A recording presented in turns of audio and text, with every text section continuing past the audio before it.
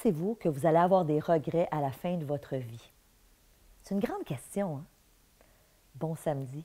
Je me présente, je suis Stéphanie Milaud, conférencière et auteure. Et aujourd'hui, j'ai envie de vous faire une chronique d'inspiration et de vous parler d'un article sur lequel je suis tombée qui m'a fascinée.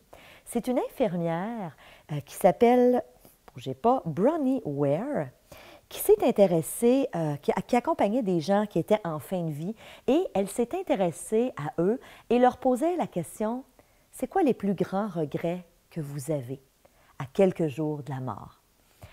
Et elle a ressorti 5 grands regrets qu'elle a d'ailleurs publiés dans un livre.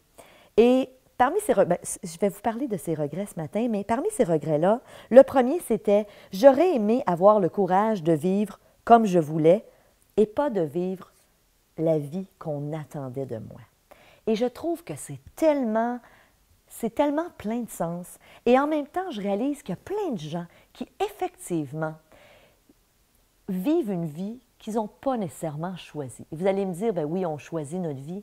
Mais j'ai rencontré plusieurs fois dans ma vie des gens qui me disaient, ben moi, je fais ce métier-là parce que, par exemple, c'était ce que mes parents souhaitaient que je fasse. Ou encore, j'ai épousé cette personne-là. Et oui, dans le fond, c'est mon choix, mais en même temps, j'ai réalisé que je suis restée longtemps dans la même relation qui était néfaste parce que je ne voulais pas décevoir les gens de ma famille ou mes enfants. Donc, est-ce que vous vivez vraiment la vie que vous voulez? Est-ce que vous vous écoutez au niveau de ce qui est important, de vos convictions, de vos valeurs? Alors, c'était un regret, je trouvais ça intéressant.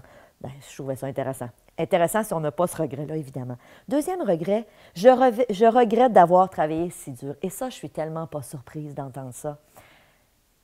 On travaille fort. Hein?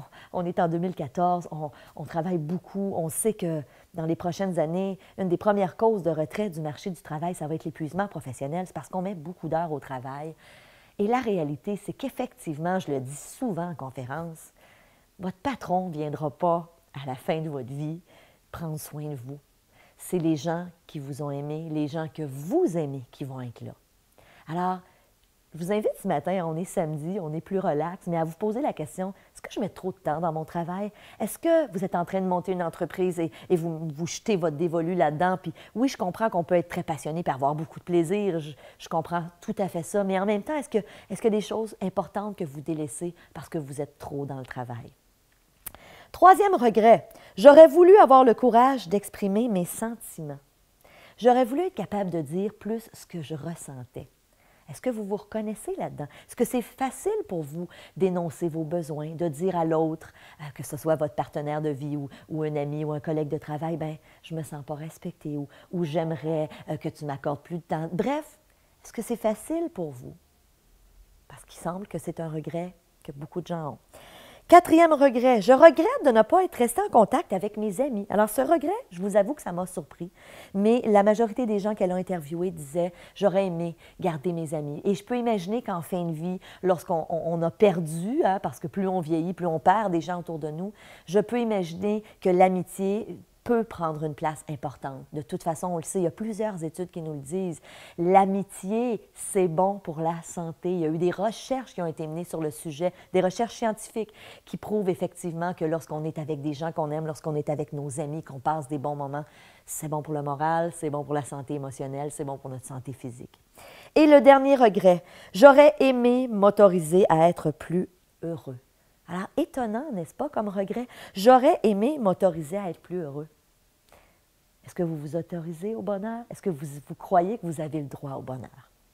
Alors, je vous laisse sur ces grandes philosophies-là. On commence fort samedi matin. Donc, je vous invite à vous poser ces questions-là. Et en attendant, je vous souhaite un beau samedi. Et si vous avez aimé cette chronique, partagez-le à vos amis. Allez m'écrire sur les réseaux sociaux. J'aime toujours ça vous lire sur Facebook. Donc, merci et relaxez.